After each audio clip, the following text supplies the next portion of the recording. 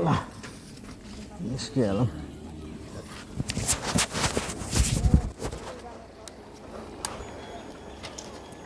Bike चाहिँ ध्वस्तै भएको छ जाने बित्तिकै यसलाई चाहिँ मस्त धोइदिनु पर्ला। अब के भयो यसलाई फेरि स्ट्यान्ड लगाएको छैन क्या हो।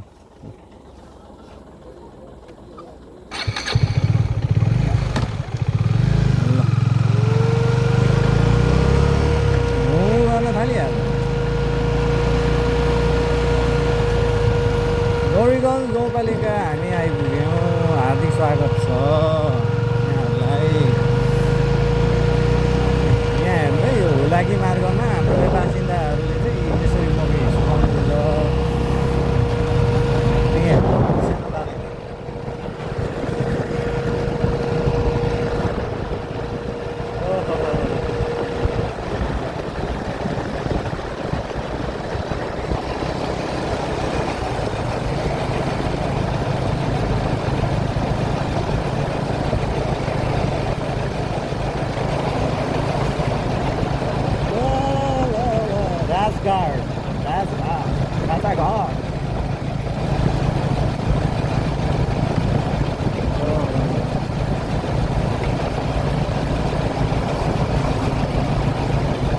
यहाँ त आफै साइड लागेर हिँड्नुपर्छ किनभने यो आधा बिहार जस्तो छ क्या। किनभने यताको मान्छेहरू अलिकता कन्सियस छैन कि, किनभने उनीहरूलाई थाहा छैन जस्तो गर्छ कि। यहाँ हर्न बजाइरहेको छु होइन, साइड पनि दिँदैन, आफै एकदम सचेत भएर हिँड्नुपर्छ।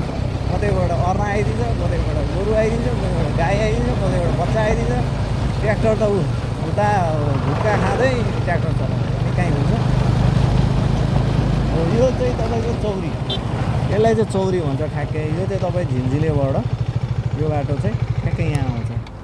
यो चाहिँ यो झिन्झिलेको बाटो, यो झिन्झिलेको बाटो, यो सिधै झिन्झिलेको बाटो यहाँ है। यहाँबाट तपाईँ आउनुहुन्छ। ल अब तपाईँलाई मैले दुईवटा उयो देखाइसकेँ, झिन्झिलेबाट पनि आउने अनि तपाईँको यता झापा बजारबाट पनि आउने।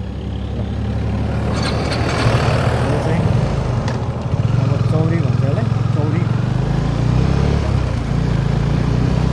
हामी लाग्यौँ गौरीगञ्ज।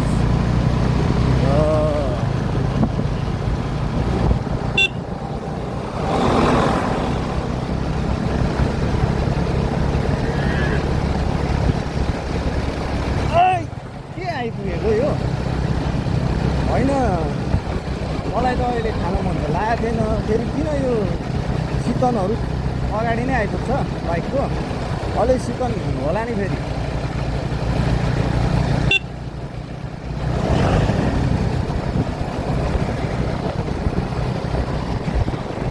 बाटो चाहिँ एवान छ क्या, अलिकता गाह्रो भनेको त्यही हो। टाइम्बो पुल को बनिसकेपछि त मक्खन छ यो बाटो, मक्खन होइन, मक्खन भन्दैन अहिले हाम्रो बालन सरकारले किनेको याक चिज जस्तो छ क्या, याक चिज जस्तो चाहिँ बाटो छ क्या।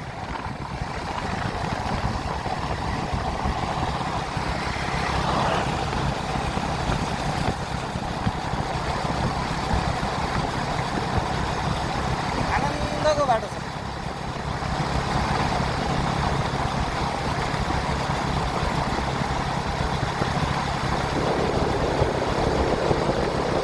मलाई पहिलादेखि नै यो हुलाकी मार्ग बाटो विराटनगर जाने झापा बजारबाट भिडियो बनाउनु मन थियो, तर आज चाहिँ जुरेछ है।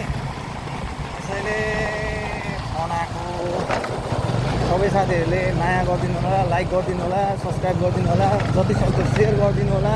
कुञ्जीबारी पनि आइपुग्यौँ हामी।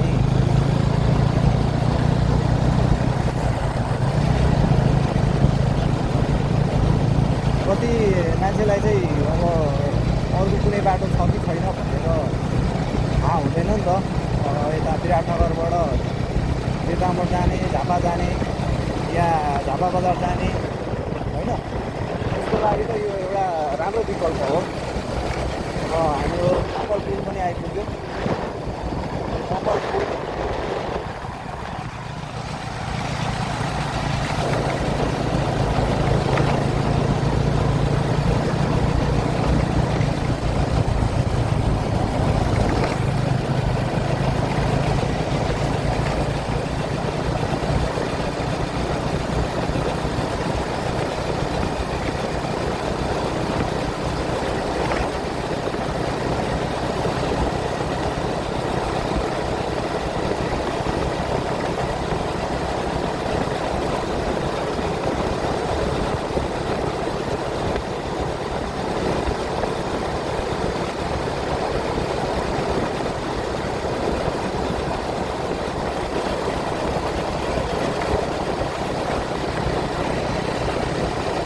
रङ्गेली जम्मा 32 किलोमिटर छ अनि गौरीगञ्ज चाहिँ 8 किलोमिटर यहाँबाट रङ्गेली 32 किलोमिटर गौरीगञ्ज चाहिँ 8 किलोमिटर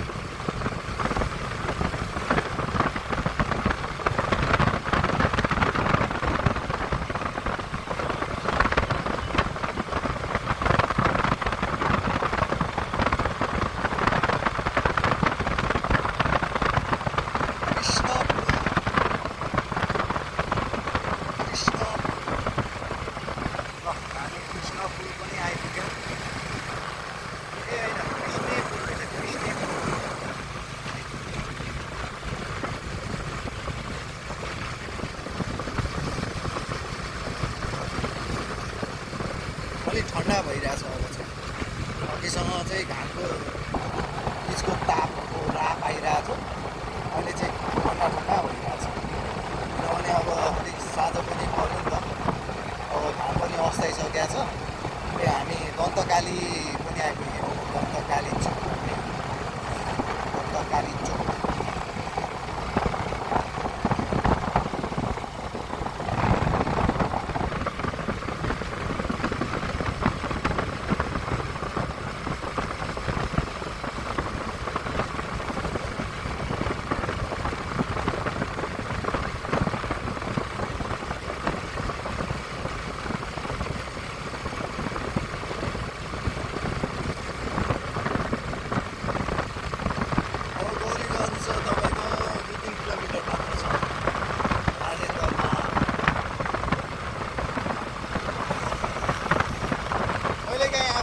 तपाईँहरूलाई नै प्रश्न गर्छु कि म यत्तिका नामहरू कसले राखिदियो होला, कहाँबाट आयो होला है?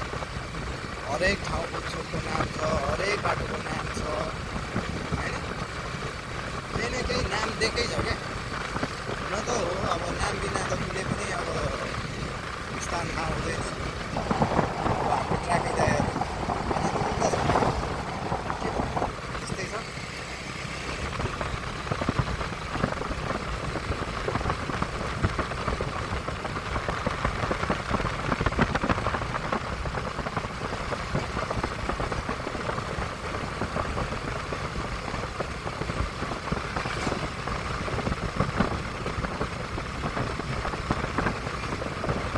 अब यो हाम्रो एउटा ठेकी तोला भन्ने चोक पनि आइपुग्यो। ठेकी तोला अब 27 किलोमिटर, अब 3 किलोमिटर चाहिँ रङ्गेली, 3 किलोमिटर चाहिँ गौरीगञ्ज, 27 किलोमिटर चाहिँ रङ्गेली।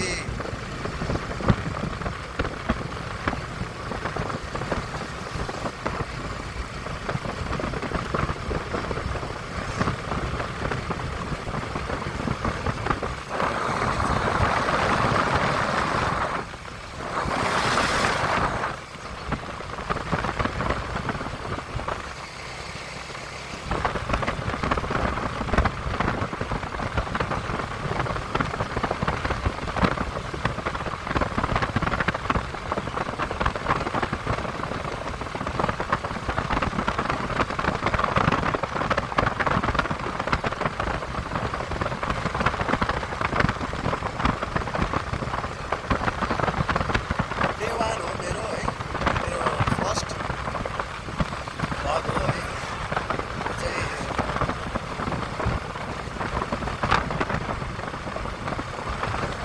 बाइक भ्लग भनौँ कि अब मोटो भ्लग भनौँ भने म चाहिँ बाइक भ्लग भन्छु ल।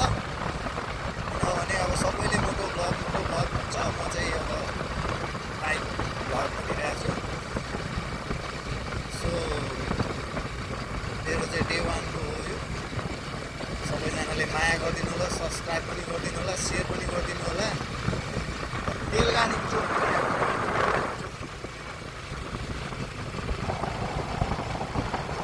कस्तो युनिक नाम छ क्या चोकहरूको, कहिले नसुनेको। तेलगानी चोक, ठेकी तोला, चौरी,